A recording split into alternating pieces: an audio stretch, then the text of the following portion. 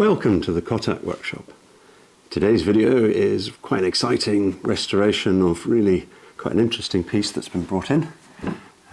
It is this oak spice rack, which has got some internal damage, but it also has a handwritten note on the inside, which gives us some idea of the date, and we've been asked to fix it, put it back together again, and bring it back to life. I hope you enjoy. Okay, let's think about this. 1665. We've got the note, we've got the wording, we need to apply some logic to figure out the number of generations and does it fit? Could this really be from the 17th century? So, let's follow this logic. This cabinet was given to me by my mother when 16 years old, 1865. Let's start with A and call me Anne. If Anne was 16 in 1865, she was born in 1849. If she lived her 70 to 70, then she may have lived to 1919. It being given to her when 12 years old, 1834, let's call her mother B for Betty. Betty was born in 1822. It being her mother, great-grandma, assume her is Betty's mother, her mother is C, Kathy, her mother's mother is D, Diana, her mother's grandmother is E, Ethel, her mother's great-grandmama is F, Fiona. So Betty was born in 1822, and assuming the same 27 years old for each mother, Kathy was born 1795, Diana 1768, Ethel 1741, Fiona 1714. It doesn't quite add up to 1665. We'd need another generation or two, but it's certainly into the early 18th century, and may have had more history before that. Also done some research online, looking at images, searching for 17th century spice boxes to see if we can find something similar. And actually, some of these results are pretty good, which not just one or two, but several. So that's really helping us age the piece. What I'm not sure about, certainly the outside looks to be of that age, but some of the internals are perhaps of a different age or have been repaired over the intervening several hundred years. So I'm strongly of the opinion that this is from the 17th century, which means the way that we approach the restoration and the repair needs to be particularly considered and sensitive. So I hope what you see through the film reflects that. I've gone into more detail because I want to show you some of the attention and respect that something of this age really deserves.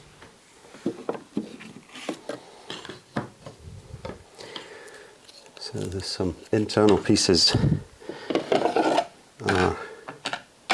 broken, some tissue paper,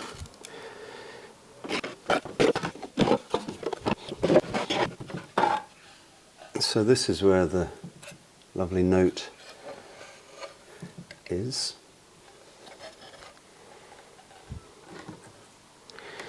In here is a key. Obviously the lock has been changed a number of times. That's the key for in there.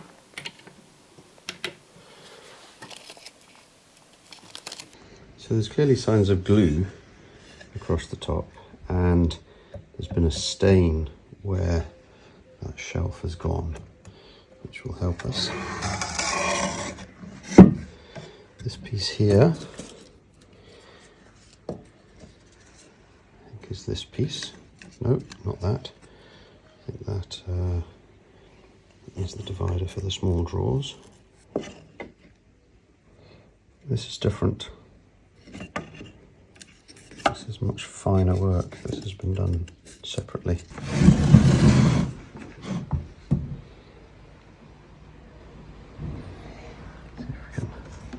Straighten that. These have been added laterally. You can see there's the screw coming through.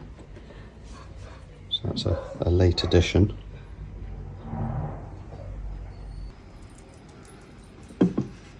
So this is a later addition. And so it's aligned. This is interesting here. What's this? RF? Could that be our restorer or one of the owners? RP, RF? It's a clue. Just looking at some of the parts. Look at this. Somebody's had a go with a good old nail. Just smack that in there. That'll do. Wow. The thing is, when it's old enough, it actually becomes part of the piece. But yes, also looking at this varnish that's been put on, that's clearly been done at that time. That's a more modern varnish.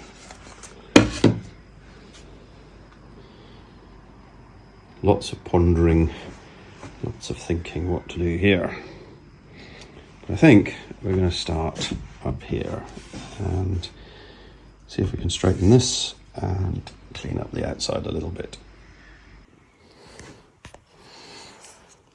So this has been repaired before.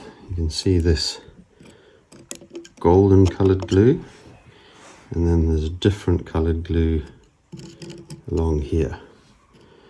So these have been stuck on several times and repaired. Unfortunately, last time this didn't fit.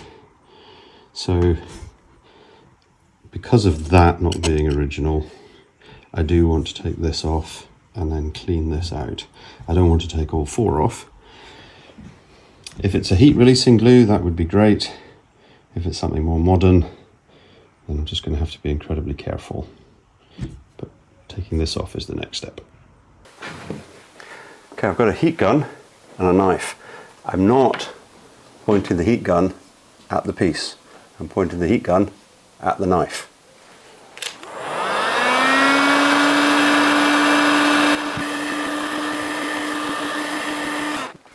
Okay, so what that tells me is that it is a heat releasing glue. So I think I'm going to be able to get it off.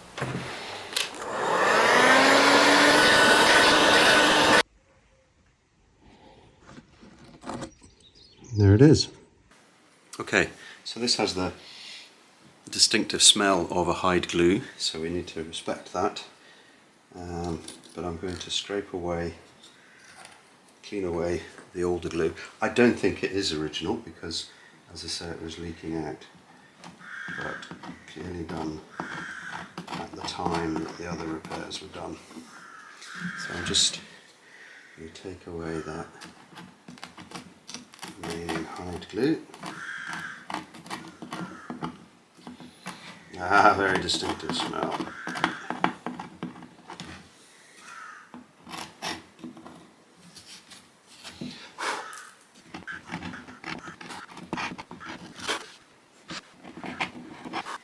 I have two types of hide glue.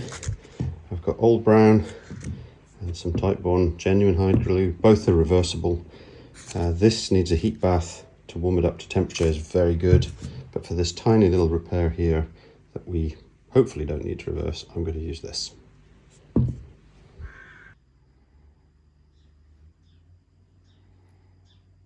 Doesn't need a lot of clamping pressure, but I just got a leather wad in there and just slightly at an angle, and then just going to clean up any squeeze out.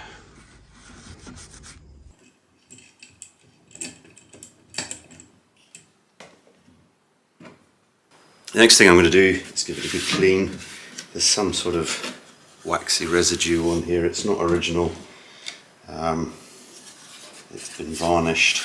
So I'm going to try and take the top layer to clean it, which you've seen me do before. And then I'm going to use a bit of gentle wax remover, but not affect the patina.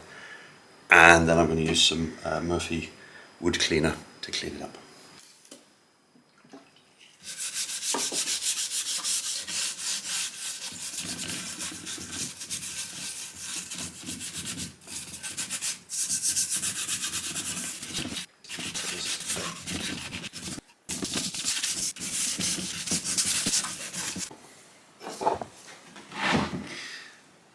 Every piece that I get to at this stage, I find there's flecks of white paint. Obviously people doing a bit of home decorating next to the heirloom, and a bit of paint flecks on it. It's amazing. It's always white as well. If you are going to do some painting at home next to something that's as old as this, cover it up.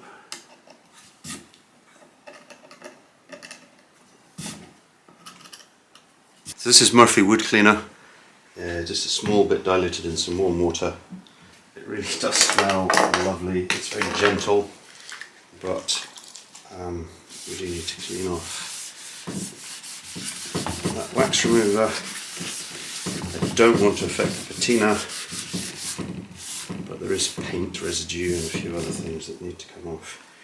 But yeah, you can see already that colour.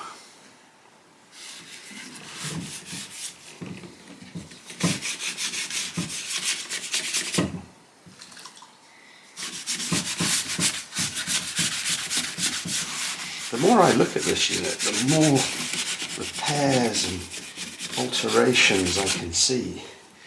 The lock itself has had dozens and dozens and dozens, and there's all sorts of extra holes and extra bits which kind of suggest that it is quite old. You know, if you think maybe every 20 years or something somebody does something like I'm doing, then yeah, it's probably had a lot. Like this little hole in here, I mean, what's that for? We obviously had a plan. We'll get it cleaned up. So it's looking a lot cleaner. That's the sort of stuff that's coming off. Probably a lot of tobacco smoke. If it's been a spice rack, then kitchen fat and smells. But just trying to clean it without going back. You can still see these flecks of paint, so that shows you just how gentle it has been. I still am very much on the surface, and we'll get those cleaned up as well. Probably want to do a little bit in here because it is looking a bit muddy, but coming up beautifully. So this is drying after its clean up. You can just see the amount of work that's been done over time. There's different holes, and at the back there's multiple holes, and it looks like this has been put down like you would do with a modern safe. There are multiple marks, and what's this circle in here? Just so interesting. On the here you can see there's been previous hinges, and these are a replacement. Something else has gone in there. There's been multiple places for locks to go in. It's a mystery, but what we can say is it's a beautiful piece. It's going to look really nice when it's all cleaned up. It's not going to look that orange, but that's just a trick of the camera. It's actually a lot darker as I look at it here.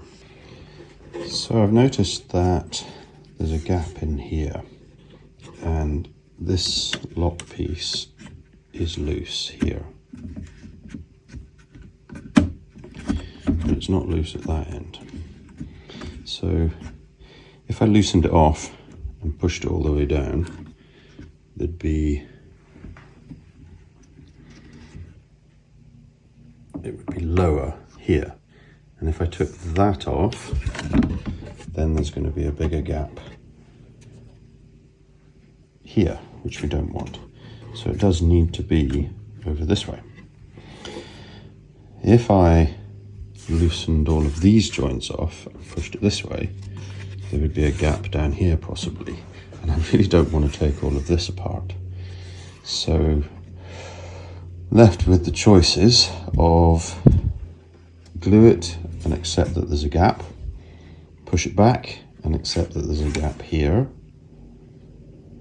or could I put something in here? Now wood fillers are no-no, that would look terrible, but perhaps if I have a piece of oak with a similar sort of grain, perhaps I could put a strip down.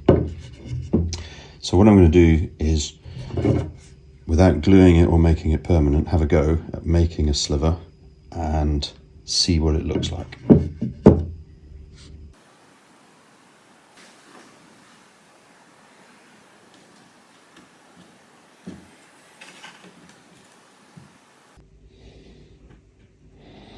So something like this, and clamped in and made flush. And then obviously we have to make it hundreds of years old as well.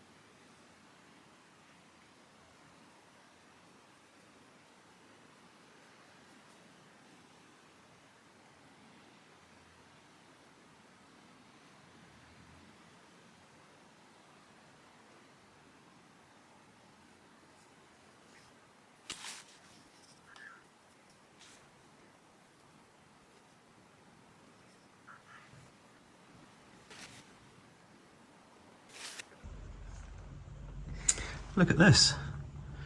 This here and in here is wood filler.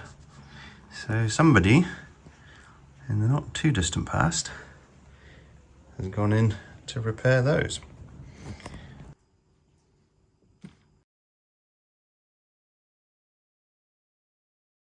Okay, now we come to the insides while that's drying. Let's look at the front of this bigger drawer. It's got a modern-ish finish on it. Maybe it's polyurethane, but certainly it's a varnish. It's got a more modern screwed-in pull that goes all the way through. I can feel it there. And you can see that there used to be something else, a different shape. It's a very basic box structure, pinned together at the sides, 1, 2, 3, 1, 2, 3, and then a base nailed in. The question is, do we leave the liner to look vintage? Do we keep the pull? Do we keep this finish? And just make it fit? I'm tempted to keep the pulls because the owner will remember them and they've been in a long time. I'm tempted to tidy this gloss up a bit just to make it more in keeping with how the front's going to be. And the lining, I'm not sure. We'll have to ponder that. When I look at all the drawers together, I see this one here is offset, and underneath is the broken end of some other pull that you can see. Whoever restored it wasn't able to get that out, so they've just offset the pull. This one here, there's some filler that goes all the way through. So that's obviously a hole that's been filled, and the finish is different or patchy on different ones. So I think what I'm going to do is take this sheen off but keep the pulls and see what comes up. So I'm just taking off this horrible polyurethane, but trying not to affect the older parts.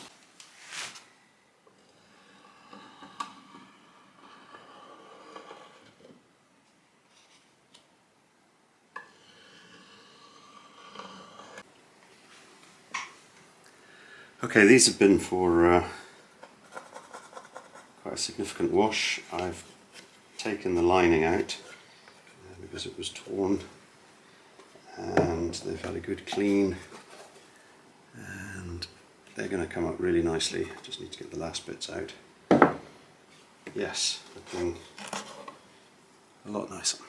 Okay, I'm going to start repairing these bits, so I think this goes with this. take the tape off, glue it up. I've also taken that broken bit of screw out and tried to make as little damage as possible so we can put it back over the top. Okay, these two pieces need to join for the side that goes in here. I'm going to use a shooting board with a nice sharp blade to square them off.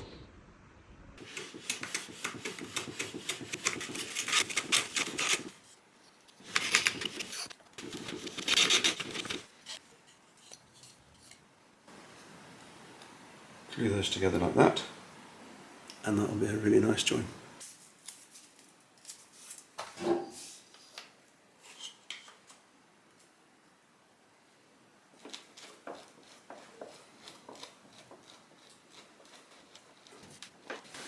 So yes, it's a more modern glue, but that's because this is a brake and not something that's likely to need to be reversed.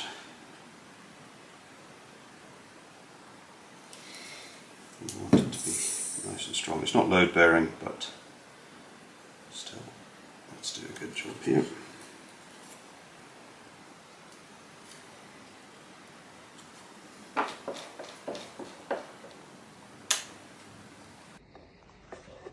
Now this nail somebody's put in, but it's a monster and it's causing it to split and it's going to make setting it. I wouldn't normally take it out, but because it's on the side of a drawer, I think that's got to come out.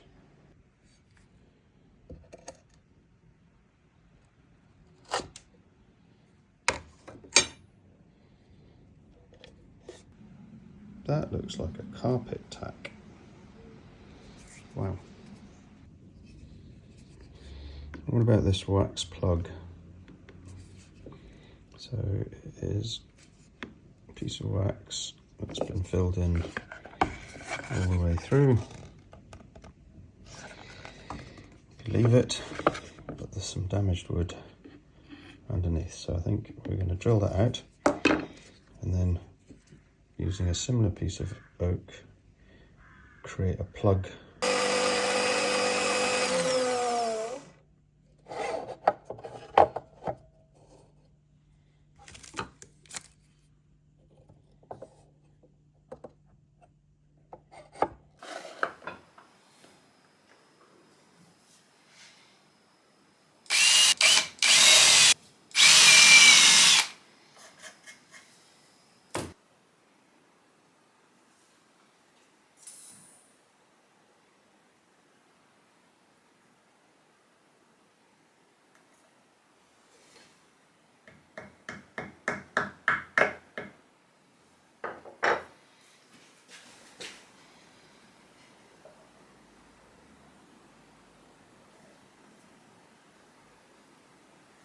So I'm just aligning the grain up.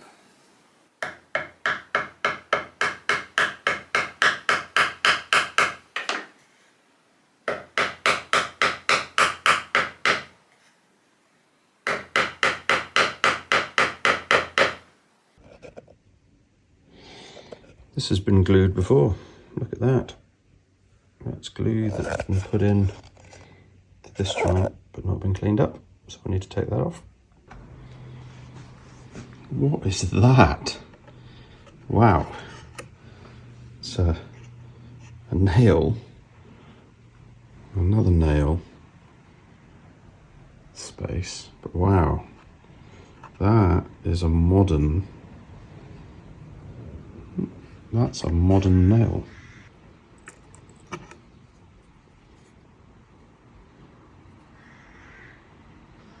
Wow. This has had so many repairs at so many different times, but I wasn't expecting that.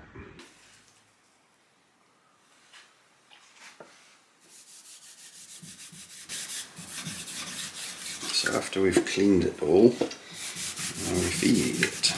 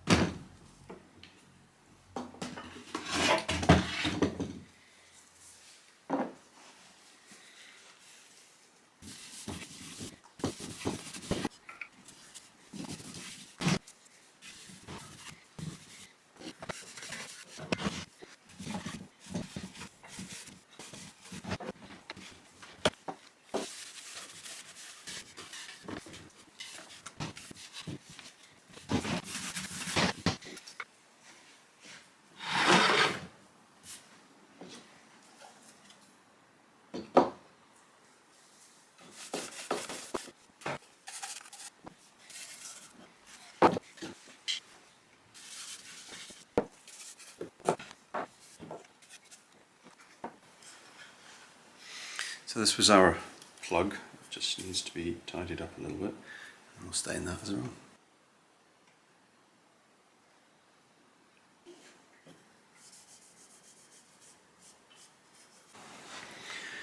So I'm going to have to build this sort of house of cards in reverse, because each of these has been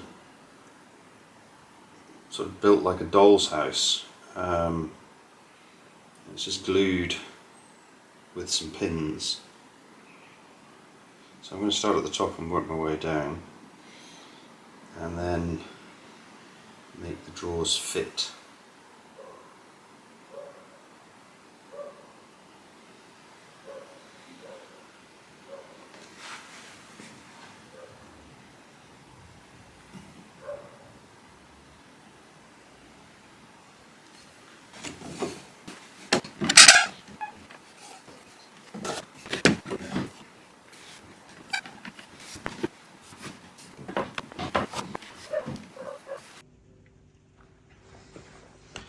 Okay, I'm now gluing in the inside frame. And let me tell you why this is a terrible design. Because the drawers fit in exactly into the alcoves. So there is no room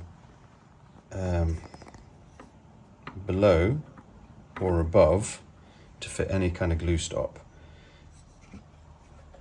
When the drawer goes in, it completely fills that rectangular space, so there's nowhere that you could put a support to hold these up unless you cut out something along the edge of here. Because the sides will want to move out the way, that removes the support. So I'm gluing it at the moment, and I'm trying to clamp the sides in to actually make contact with the glue. But most of it is going to be held by this top piece, and effectively it's hanging, like a hanging garden. I can see why when it was made it had to be strengthened, so somebody's had to bang a nail in through here, but it hasn't quite worked. But I don't see the hole on the other side, so maybe it's come from some other internals and then been made to fit. However, it's not going to be massively load bearing, and we have got some decent glue on, so let's see. I've just remembered something about hide glue. You can actually use it to build in gaps, which you can't do with modern wood glue. So if I warm some of this up,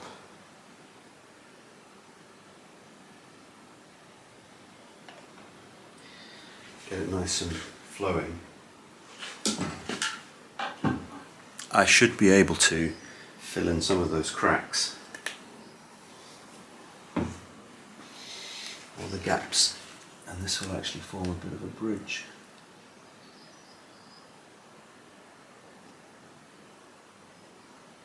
So what I'm doing is warming it up in a water bath.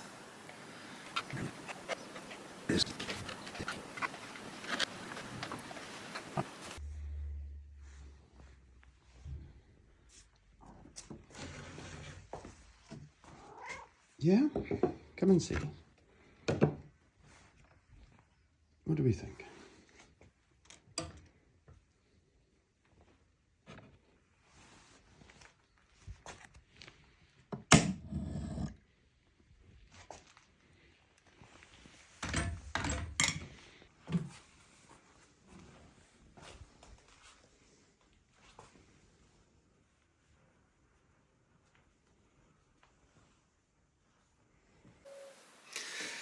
Okay, so this is coming along nicely.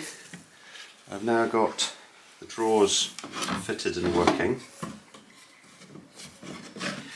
The pulls still aren't on. What I'm going to do now is give these a final bit of dark oak stain, just to sort of match it up a little bit and feed the wood rather than trying to do any colour changing. And then I'm going to put some hard wax on, and then I'm going to line the insides, possibly put something in here, and we'll be good.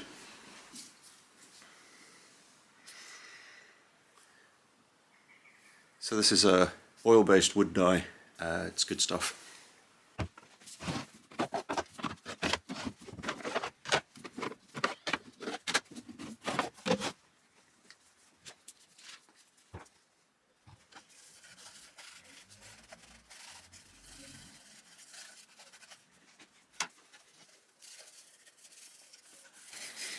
So this is not painting it, it's feeding the wood and then wiping it off. I want to get into all the corners and all the joints.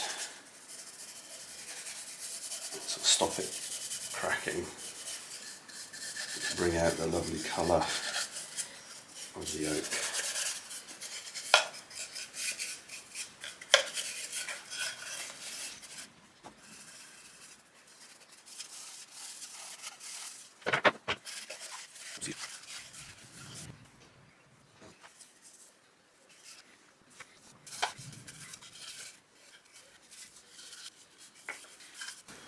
So this wood is just soaking this up. It's really drinking it in, which is good. It's conditioning the wood as well as making the colour pop.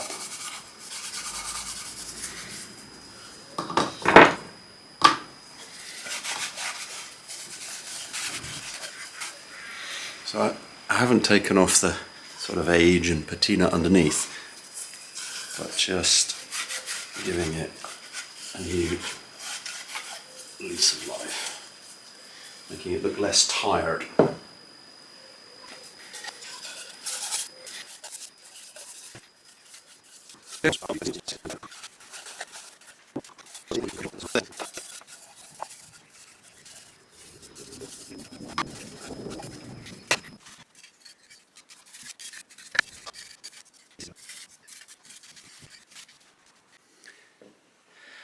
I'm now going to apply a hard wax oil. I've got Osmo, it's clear satin and it has natural oils. I've used it a lot before and it's really excellent for this sort of application. So I'm going to take some of this out, decant it out and give this a nice nourishing coat. So same sort of thing, fairly generous into all the nooks and crannies and then wipe it all off.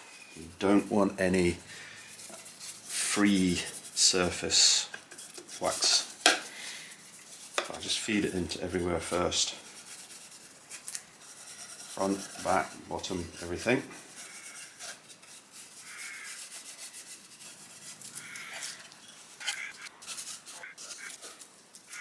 And then, really importantly, you'll wipe it all off.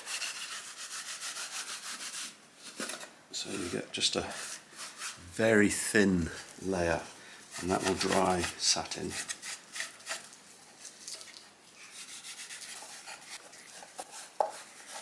So there's no surface oil left at all. And take it all off. And then you can take the wet rag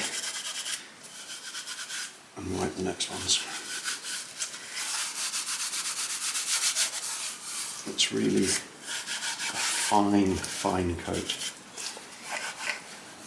Osmo hard wax oil is quite expensive, but I hardly used any in doing the drawers here, and I've probably poured out too much anyway to do the rest of this. But it really does come out well, and then wipe it off.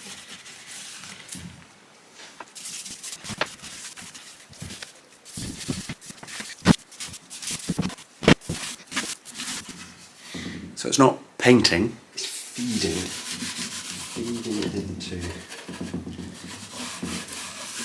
into the grain where it's visible and wiping off the excess.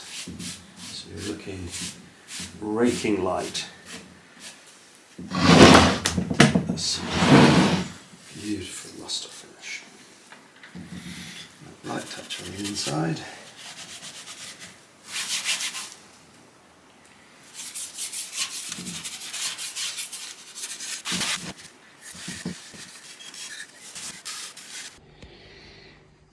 So we absolutely don't want any drips or runs, so just wiping off any excess of the hard wax oil, so it's a very fine coating. Okay, the hard wax oil has now dried, and I'm going to now put on some beeswax polish. This is Gilboy's, and there is a discount available if you'd like to buy some. It's excellent stuff, really recommend it.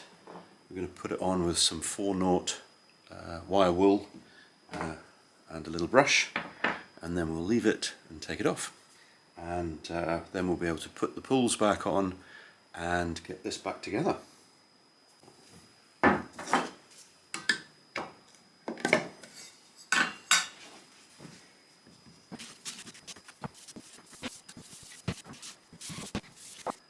Just let it settle for about 20 minutes, and then we'll take it off.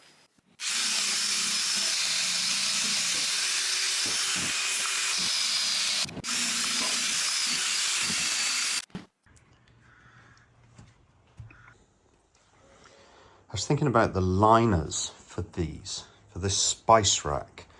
What would look great as a liner on the inside? How about fiery red?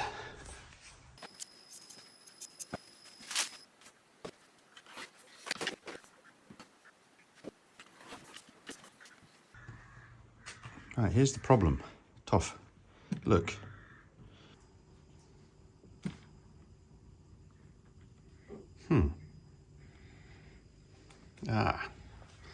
That explains 1, 2, 3, 4.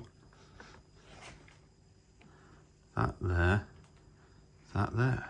So these pulls were never going to work.